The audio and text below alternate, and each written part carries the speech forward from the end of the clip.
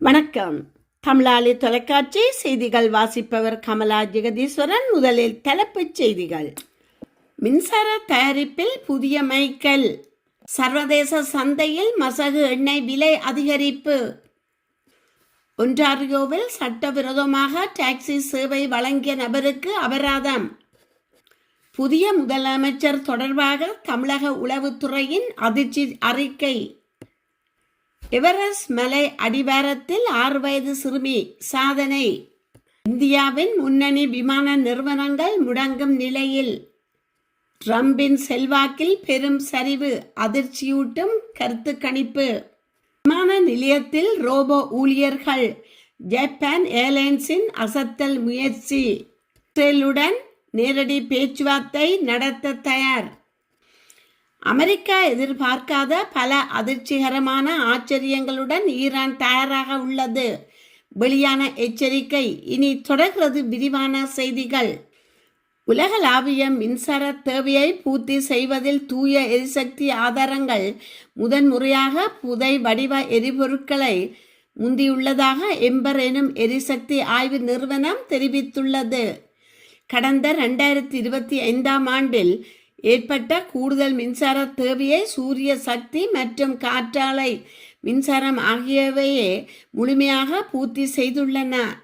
இதன் மூலம் நிலக்கரி மற்றும் எரிவாயு மூலம் மின்சாரம் தயாரிக்கும் முறை இனிவரும் ஆண்டுகளில் படிப்படியாக குறையும் என எதிர்பார்க்கப்படுகிறது. கடந்த ஆண்டில் உலகின் மொத்த மின் நுகர்வில் 42.6% புதுப்பிக்கத்தக்க எரிசக்தி மற்றும் அணுசக்தி போன்ற குறைந்த உமிழ்வு ஆதாரங்களே வழங்கியுள்ளன. இந்த மாற்றம் ஒரு வரலாற்று திருப்பு முனையாக கருதப்பட்டாலும் மின்சார விநியோகத்தின் ஸ்திரத்தன்மை குறித்து சில நிபுணர்கள் சந்தேகம் எழுப்பியுள்ளனர்.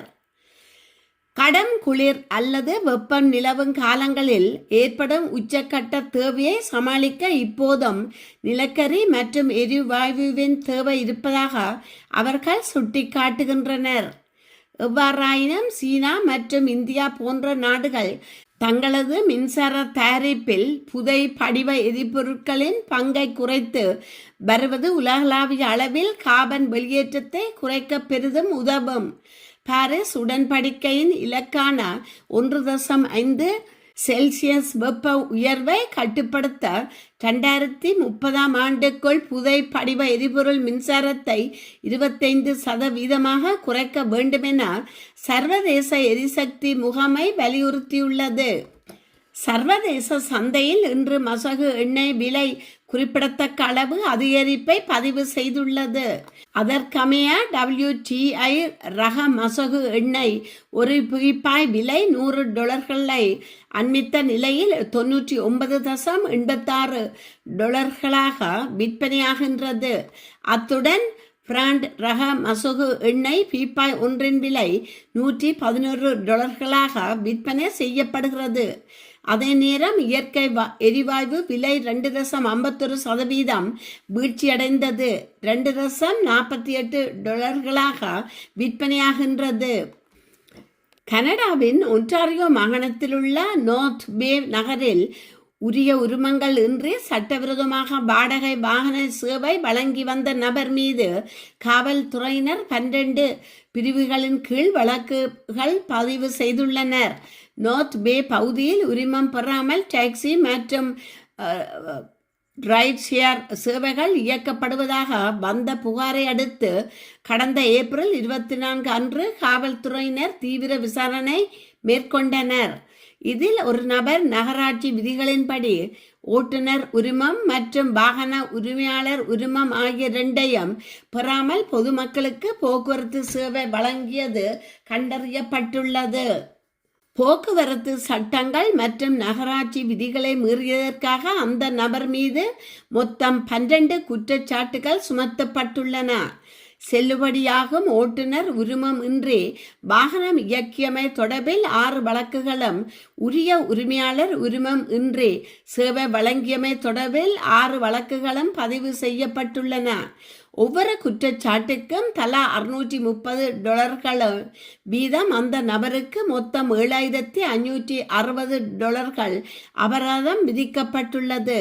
பொது மக்களின் பாதுகாப்பு மற்றும் நம்பகத்தன்மையை உறுதி செய்யவே இந்த விதிகள் அமல்படுத்தப்பட்டுள்ளதாக போலீசார் தெரிவித்துள்ளனர்.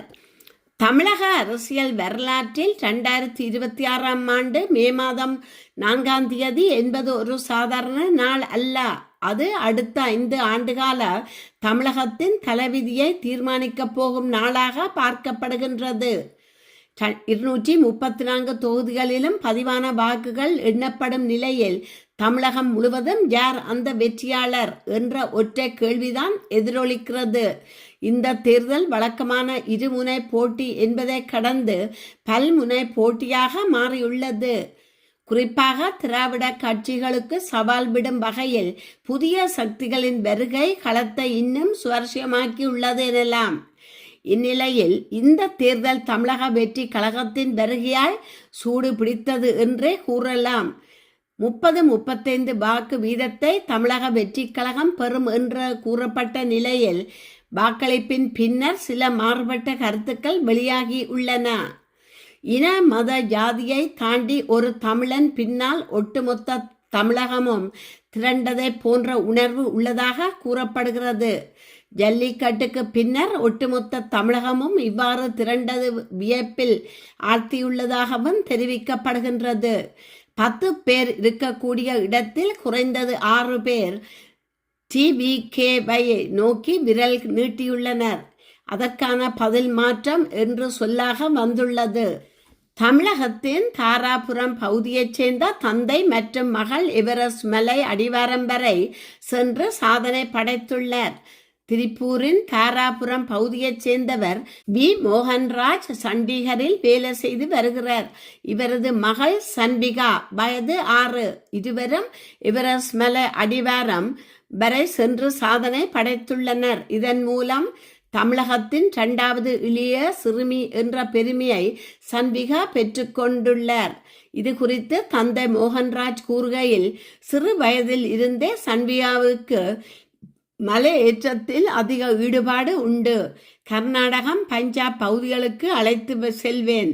தற்போது இந்த பயணத்திற்கு நான் உடன் வந்தேன். கடந்த ஏப்ரல் 4 தொடங்கி 14 மலை அடிவாரத்தை அடைந்தோம். குழந்தைகள் போதைப்பொருள் பழக்கத்துக்கு ஆளாகாமல் இருக்க விழிப்புணர்வு ஏற்படுத்துவது, மாற்றுத்திறனாளிகளுக்கும் சவால்களை தாண்டி சாதிக்க முடியும் என்பதை உணர்த்தவே இந்த நோக்கமாகும் என தெரிவித்துள்ளார். மேலும் ஜூலை மாதத்தில் சன்பிகா கிளிமஞ்சாரோ செல்ல இருப்பதாக தெரிவித்தார். இந்தியாவின் விமான போக்குவரத்து சந்தையில் 95% பங்கை கொண்டுள்ள ஏர் இந்தியா, இண்டிகோ மற்றும் ஸ்பைஸ் ஜெட் நிறுவனங்கள் விமானத்துறை செயல்பாடுகளை நிறுத்தும் நிலையில் இருப்பதாக அரசாங்கத்திடம் தெரிவித்துள்ளதாக பிரஸ் ட்ரஸ்ட் ஆஃப் இந்தியா செய்தி வெளியிட்டுள்ளது. போரும் ஹோர்மோஸ் நீரிணை கிட்டத்தட்ட முழுமையாக மூடப்பட்டதும் எண்ணெய் விலைகளை உயர்த்தியுள்ளன. இது உலகின் 5வது பெரிய விமான போக்குவரத்து சந்தையான இந்தியாவில் பெரும் தாக்கத்தை ஏற்படுத்தியுள்ளது. அதனுடன் வான்வெளி கட்டுப்பாடுகள், குறிப்பாக நீண்ட தூர வழித்தடங்களில் விமான நிறுவனங்களின் இயக்க செலவுகளை அதிகரித்துள்ளன. ஒரு விமான நிறுவனத்தின் இயக்க செலவுகளில் சுமார் 40% கொண்டுள்ள விமான எரிபொருள் ATF விலையில் திருத்தம் செய்யுமாறு விமான நிறுவனங்கள் கோரியுள்ளன. அதே நேரத்தில் இந்தியா விமான நிறுவனங்களின் கூட்டமைப்பு FIA உள்நாட்டு மற்றும் சர்வதேச செயல்பாடுகள் இரண்டிற்கும் எரிபொருள் விலை நிர்ணய முறையை விரிவுபடுத்துமாறு சிவில் விமான போக்குவரத்து அமைச்சகத்திடம் கேட்டுக்கொண்டுள்ளது. அமெரிக்கா ஜனாதிபதி டொனால்ட் ட்ரம்பின் செல்வாக்கு அவரது தற்போதைய பதவி காலத்தில் மிக குறைந்த அளவை எட்டியுள்ளதாக அண்மைய கருத்து கணிப்புகள் தெரிவிக்கின்றன. ஈரான் மீதான போர் மற்றும் அதிகரித்து வரும் வாழ்க்கை செலவினங்களை கையாளும் விதம் குறித்து அமெரிக்கா மக்கள் அதிருப்தி அடைந்துள்ளதே இதற்கு முக்கிய காரணமாக கூறப்படுகிறது. இப்சோஸ் நடத்திய புதிய கருத்து கணிப்பின் டொனால்ட் ட்ரம்பின் செயல்பாடுகளுக்கு 34% அமெரிக்கர்கள் மட்டுமே தற்போது ஆதரவு தெரிவித்துள்ளனர். இது கடந்த கருத்து கணிப்பில் இருந்த 36% விட குறைவாகும். 2025 ஜனவரியில் அவர் பதவியேற்ற போது 47% இருந்த அவரது செல்வாக்கு தற்போது படிப்படியாக சரிந்து வருகிறது. பிப்ரவரி 28 அன்று ஈரானுக்கு எதிராக அமெரிக்கா மற்றும் இஸ்ரேல் இணைந்து போரை தொடங்கியதில் இருந்தே ட்ரம்பின் செல்வாக்கு பெரும் சரிவை சந்திக்க தொடங்கியது. இந்த போரின் விளைவாக அமெரிக்காவில் பெட்ரோல் விலைகள் கடுமையாக உயர்ந்துள்ளமை மக்களிடையே அதிருப்தியை ஏற்படுத்தியுள்ளது. அதிகரித்து வரும் வாழ்க்கை செலவினங்களை கட்டுப்படுத்துவதில் அமெரிக்கா ஜனாதிபதியின் செயற்பாட்டை 22% மட்டுமே ஏற்றுக்கொண்டுள்ளனர். இது முன்னதாக இருந்த 25% மேலும் வீழ்ச்சியடைந்துள்ளது. ஜப்பான் ஏர்லைன்ஸ் JAL நிறுவனம் டோக்கியோவின் கனடா விமான நிலையத்தில் வரும் மே மாதம் முதல் மனித உருவிலான ஹியூமனாய்ட் ரோபோக்களை தரை கட்டுப்பாட்டு பணிகளில் ஈடுபடுத்த உள்ளதாக அறிவித்துள்ளது. ஜப்பானில் சுற்றுலா பயணிகளின் வருகை அதிகரித்து வரும் வேளையில் அங்கு பணிபுரியும் வயதுடைய மக்களின் எண்ணிக்கை குறைந்து வருவதால் கடும் ஆள் பற்றாக்குறை நிலவுகிறது.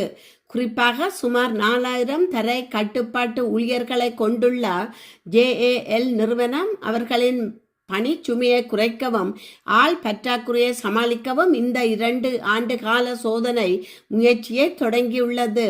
சீனா தயாரிப்பான இந்த ரோபோக்கள் ஆரம்ப கனமான சரக்கு பெட்டிகளை கார்கோ கண்டெய்னர்ஸ் ஏற்றுவதற்கும் இறக்குவதற்கும் பயன்படுத்தப்படும்.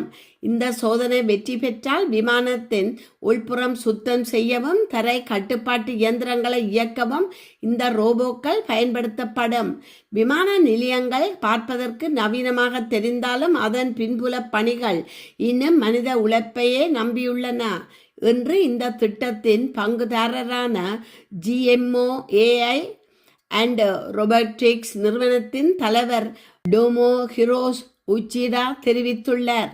கடினமான உழைப்புக்கு தேவைப்படும் பணிகளில் ரோபோக்களை பயன்படுத்துவது ஊழியர்களுக்கு பெரும் உதவியாக இருக்கும் என்றாலும் பாதுகாப்பு மேலாண்மை போன்ற மிக முக்கியமான பணிகளை மனிதர்களால் மட்டுமே சிறப்பாக செய்ய முடியும் என்பதையும் JAL நிறுவனம் தெளிவுபடுத்தியுள்ளது. ஏற்கனவே ஜப்பானின் சில விமான நிலையங்களில் பாதுகாப்பு மற்றும் விற்பனை பிரிவுகளில் ரோபோக்கள் பணிபுரிந்து வரும் நிலையில் இப்போது சரக்கு கையாளும் பிரிவிலும் அவை கால் பதிக்க தொடங்கியுள்ளன. பணிகள் எண்ணிக்கை நாளுக்கு நாள் உயர்ந்து வரும் சூழலில் ஜப்பானின் இந்த ரோபோ புரட்சி உலக நாடுகளின் கவனத்தை ஈர்த்துள்ளது. பாகிஸ்தானின் இஸ்லாமாபாத்தில் திட்டமிடப்பட்டுள்ள பேச்சுவார்த்தைகளில் கலந்து கொள்ள தவறினால் ஈரான் மீது தாக்குதல் நடத்தப்படும் என அமெரிக்க ஜனாதிபதி டொனால்ட் ட்ரம்ப் எச்சரித்துள்ள நிலையில் ஈரான் அதற்கு தனது கடுமையான எதிர்ப்பை பதிவு செய்துள்ளது. நாங்கள் ஒருபோதும் சரணடைய போவதில்லை, எங்களை எவரும் முற்றுகையிட முடியாது என ஈரானிய நாடாளுமன்ற சபாநாயகர் முகமது பஹார் கலீஃபாவ் எக்ஸ் தளத்தில் பதிவிட்டுள்ளார். மீண்டும் போர் வெடிக்கும் பட்சத்தில் அமெரிக்கா எதிர்பார்க்காத பல அதிர்ச்சிகரமான ஆச்சரியங்களை ஈரான் தயார் செய்து வைத்துள்ளதாகவும் அவர் எச்சரிக்கை விடுத்துள்ளார்.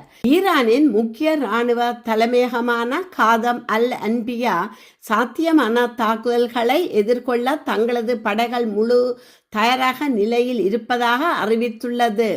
ஈரானின் நீதித்துறை உள்ளிட்ட உயர்மட்ட அதிகாரிகள் அமெரிக்காவின் தாக்குதல் குறித்து மக்கள் மத்தியில் விழிப்புணர்வை ஏற்படுத்தி வருவதுடன் சரணடைவதை விட எதிர்த்து நிற்பதே ஈரானின் கொள்கை என்பதையும் தெளிவுபடுத்தியுள்ளனர். தற்காலிக போர் நிறுத்தம் முடிவுக்கு வரவுள்ள நிலையில் இரு நாடுகளுக்கும் இடையே நிலவும் இந்த நேரடி மோதல் போக்கு சர்வதேச அளவில் பெரும் பதற்றத்தை ஏற்படுத்தியுள்ளது. இத்துடன் செய்திகள் நிறைவு பெறுகின்றன. மீண்டும் மற்றொரு செய்தியூடாக உங்களை சந்திக்கும் வரை வணக்கம் கூறி விடைபெறுபவர் கமலா ஜெகதீஸ்வரன். நன்றி.